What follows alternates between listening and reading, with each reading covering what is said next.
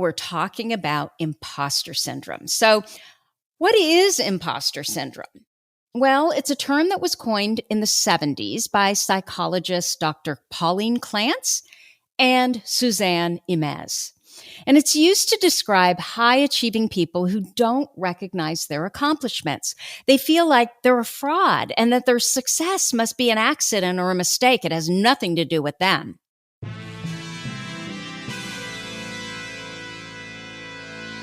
Thomas Edison, Richard Branson, John F. Kennedy, Mozart, Michael Jordan, Will Smith. That sounds like a list of highly successful titans in a variety of vocations. Why is it that we rarely hear that they have or had ADHD? And you know what we hear even less about? Serena Williams, Emma Watson, Mel Robbins, Whoopi Goldberg, Agatha Christie, Erin Brockovich, Cher.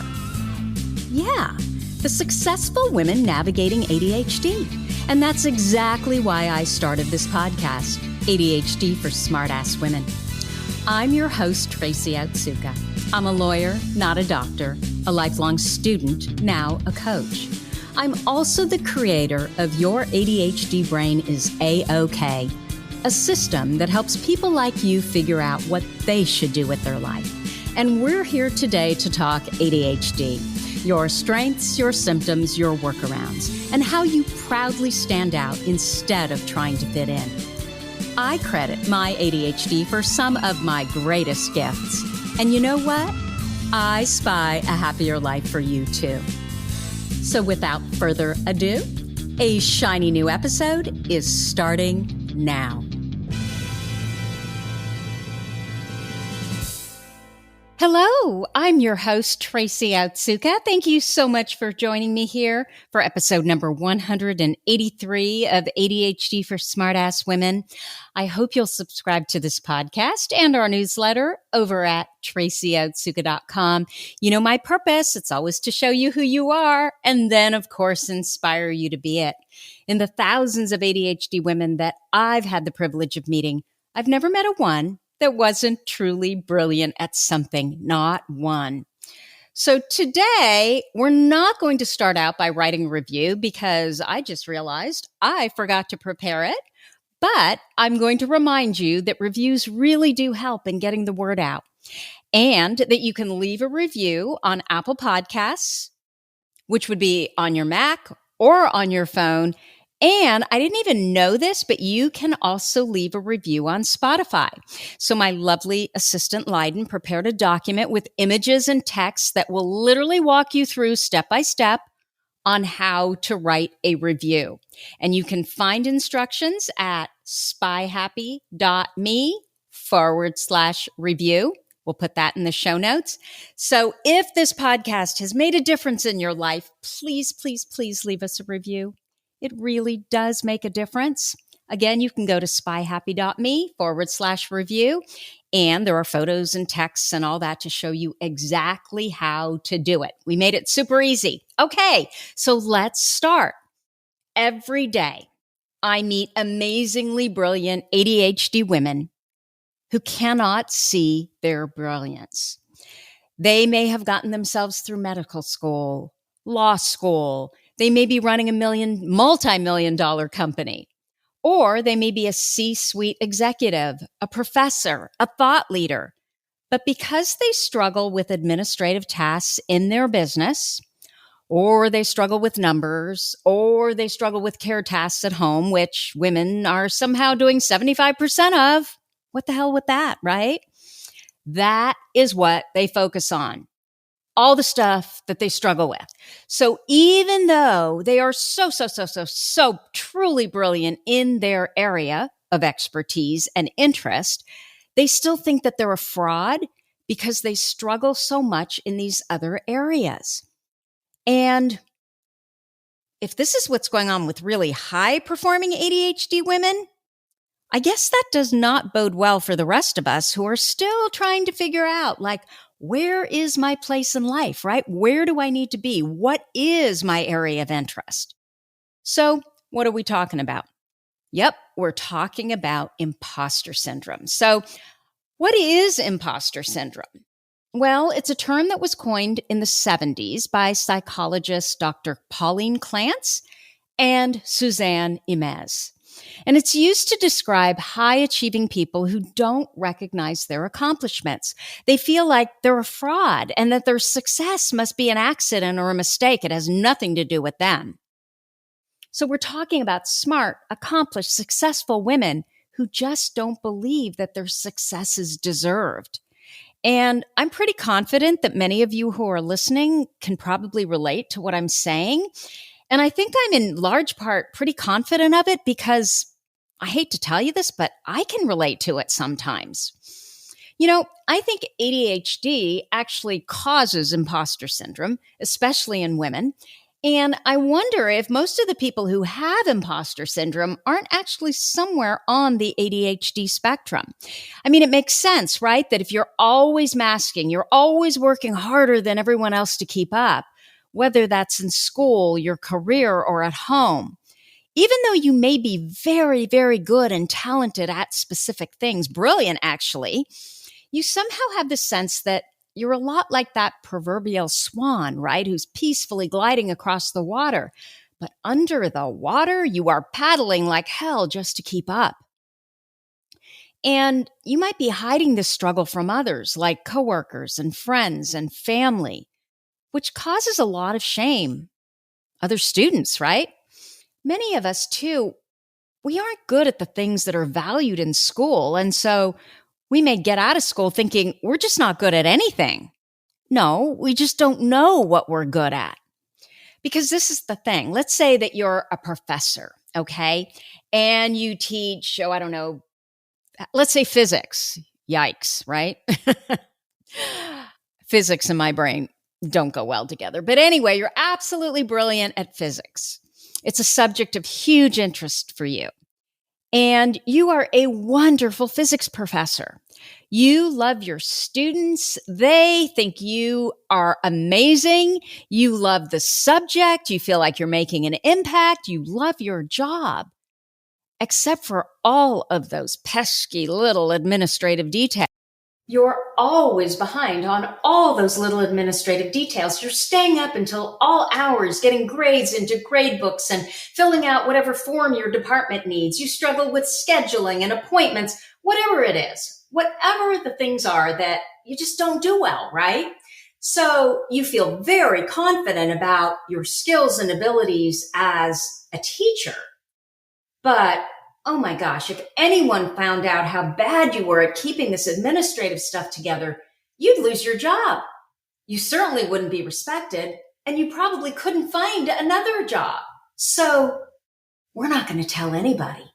Don't let anyone know. You're not really good at your job. You're not really an expert. You're a fraud. The other thing is we struggle with attention. The nature of ADHD is we get lost in our thoughts more, right? We try and pay attention, but we aren't always successful. Suddenly we realize that we're in the middle of a meeting and we have not paid any attention. We have no idea where the meeting is even going, where it's been, right? So we try and hide the fact that we haven't a clue.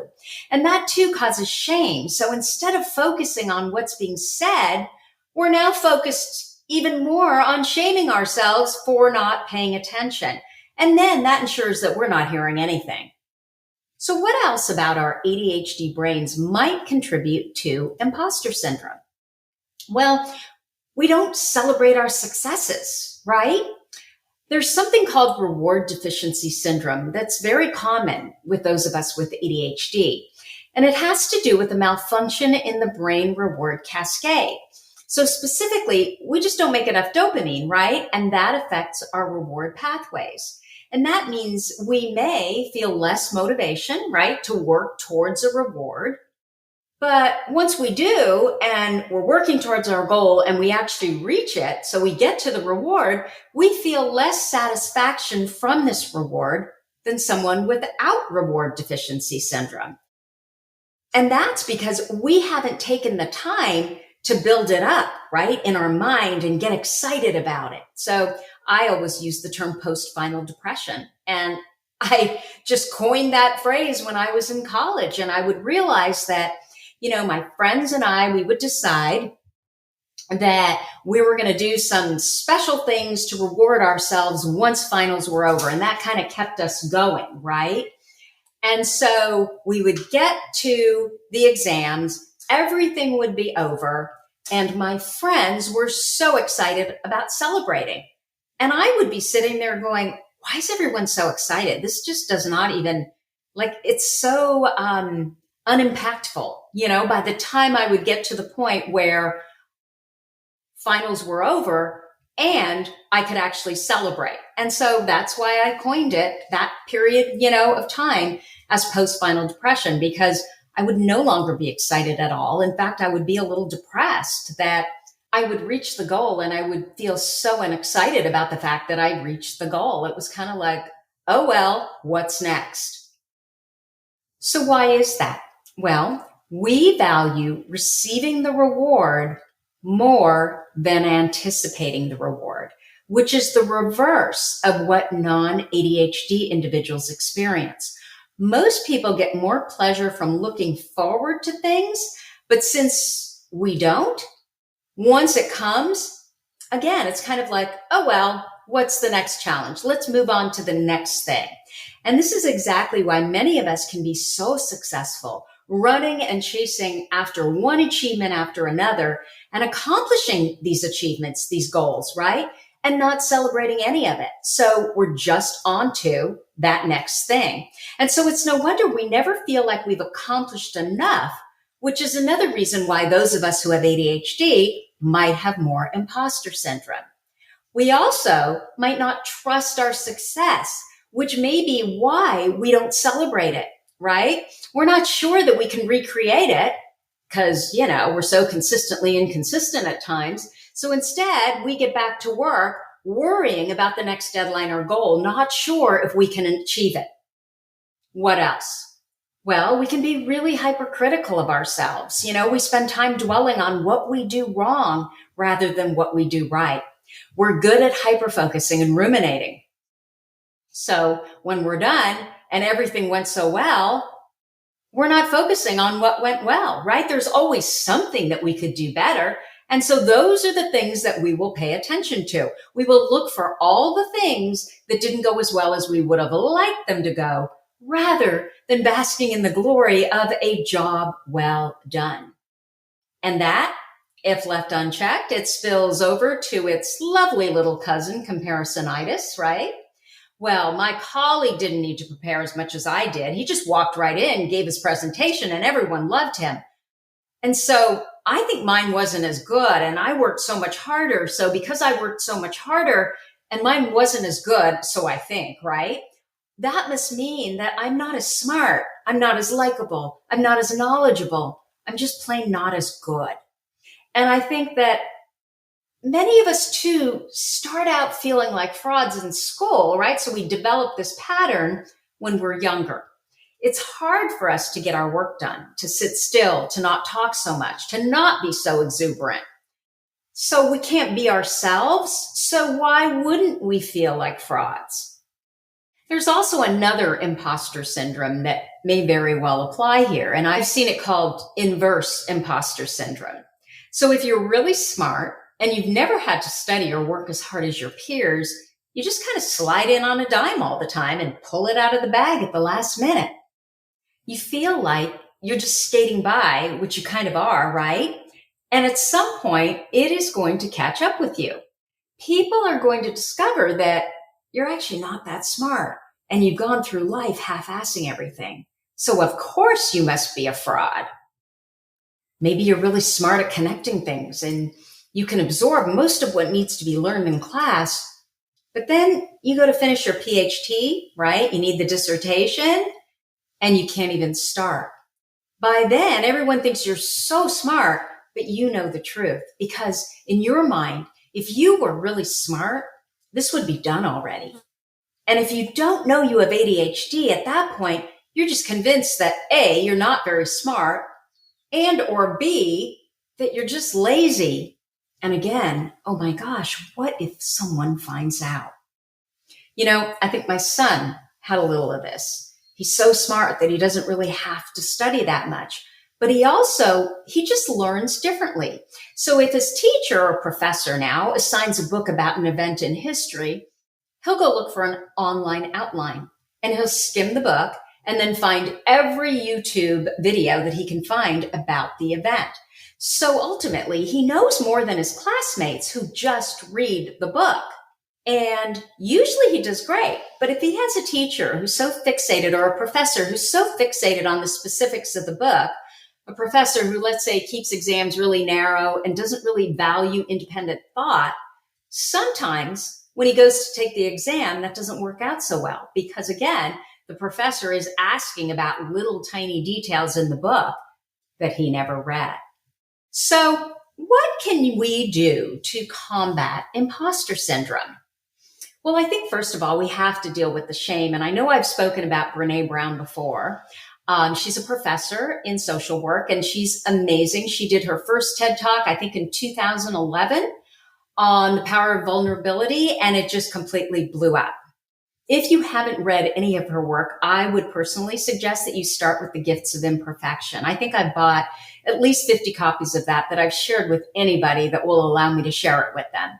And in any case, what Brené talks about is authenticity as the cure to shame. And I can tell you that I absolutely practice authenticity in huge part because of Brené.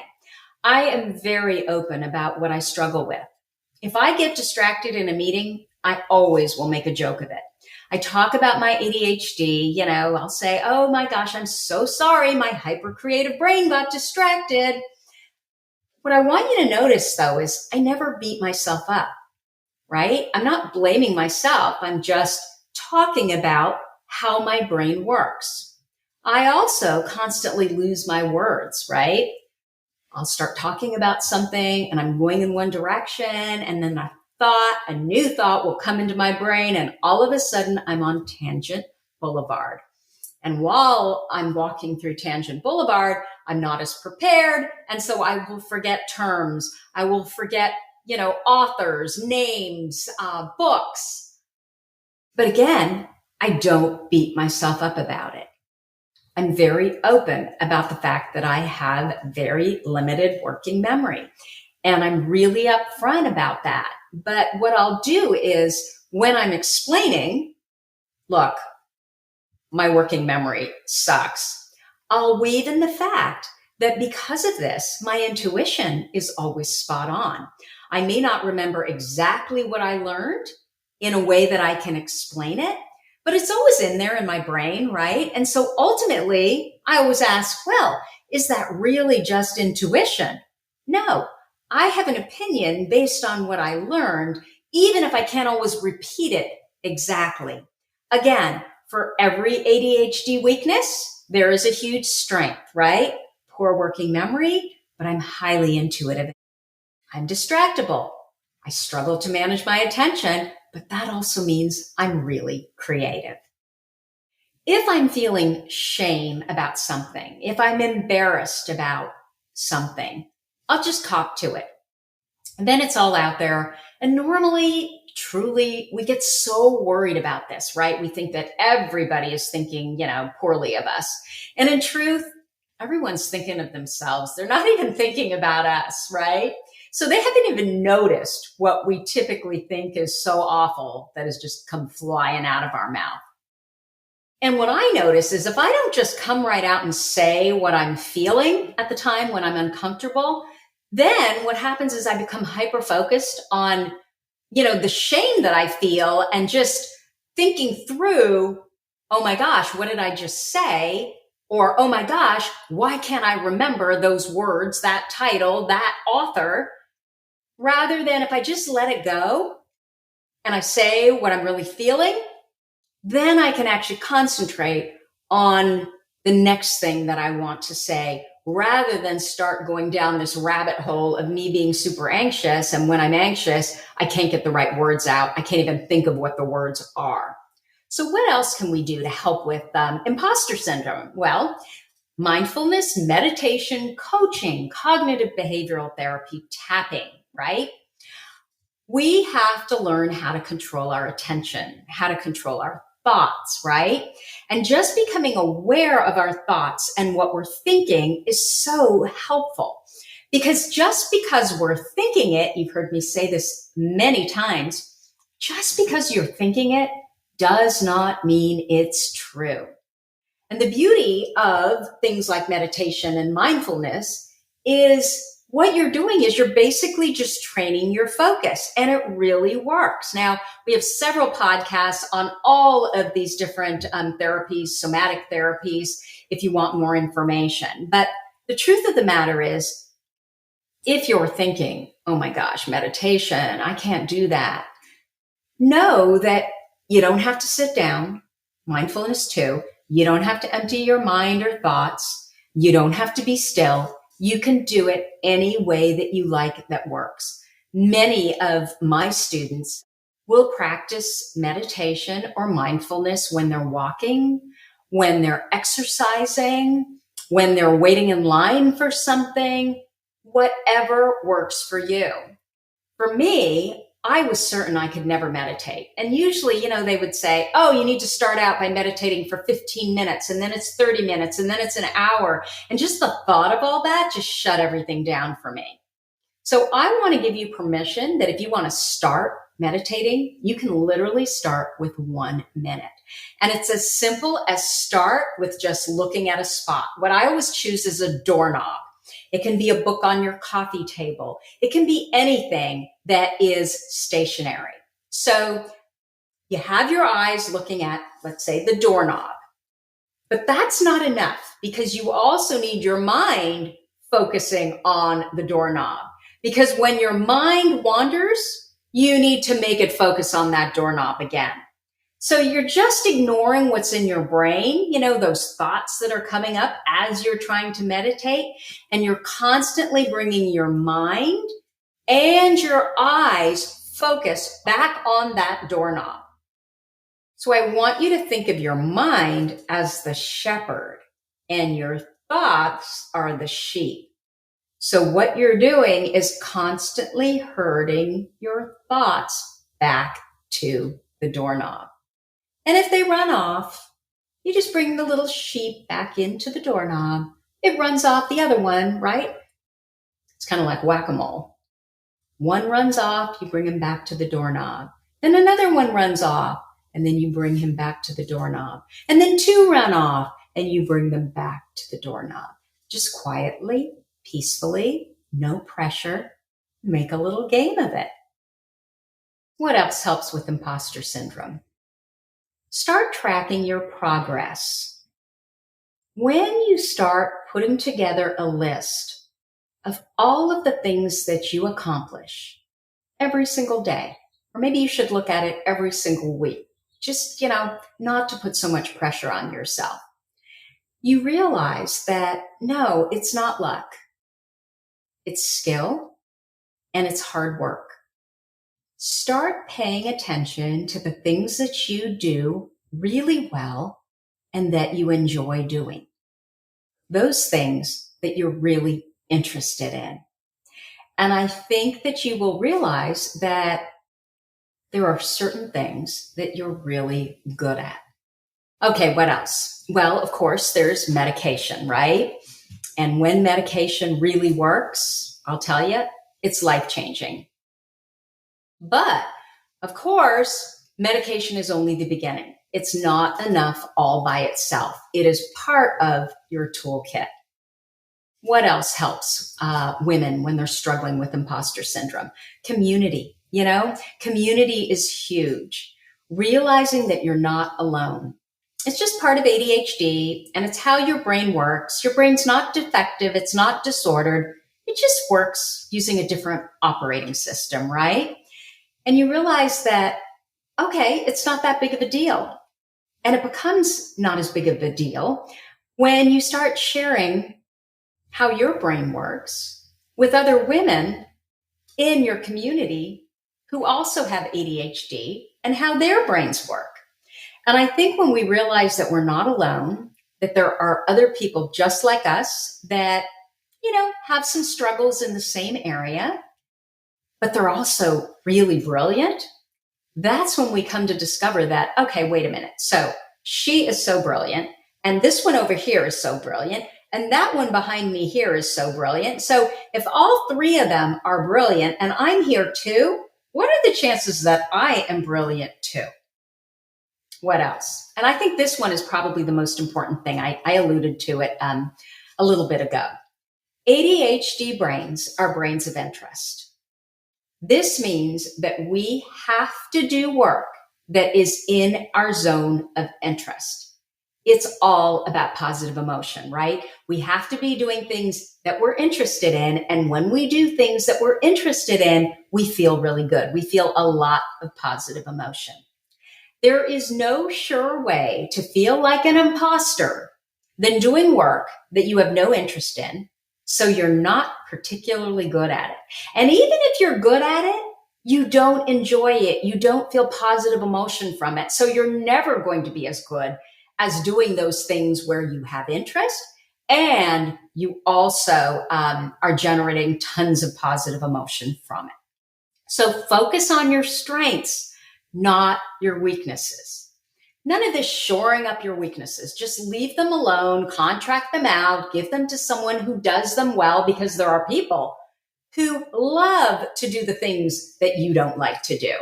And really focus on building your strengths. Look, when you're working in an area of strength, it's really hard to convince yourself that you're not good, that you're an imposter. I think so many of us with ADHD, we're doing work that we're not good at, that's not particularly challenging. And if it is challenging, it's probably not challenging enough.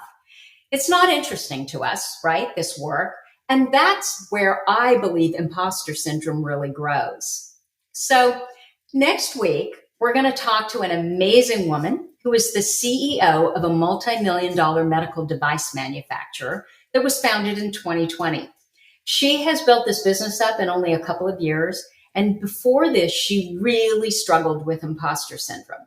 Now, I've already recorded the episode, but I loved it so much that I decided to record this episode on imposter syndrome so we'd have a baseline to start with for next week. And so I hope you'll join me next week. Well, that's what I have for you for today. As always, you're listening to ADHD for Smartass Women. If you like this podcast, please let us know by leaving a review. Our goal is to change the conversation around ADHD, helping as many women as we possibly can learn how their ADHD brains work so that they too can discover their amazing strengths. And your reviews, they just help. For me, they're like those little gold stars we used to get on our work when we were kids. Again, if this podcast has made a difference in your life, go to spyhappy.me/review, and there are photos and text to show you exactly how to leave a review. Thank you so much for listening, and I'll see you here next week. You've been listening to the ADHD for Smartass Women podcast. I'm your host, Tracy Outsuka, and we're available on iTunes, Stitcher, Spotify, and Google Podcasts. Not coincidentally, ADHD for Smartass Women, it's also the name of our free Facebook group. We're a totally smartass community of successful, ambitious women who share our ADHD wins, questions, and workarounds. Join us at tracyoutsuka.com, where you can also find more information on our Your ADHD Brain is A-OK system. I spy a happier life for us, and I'll see you again next week.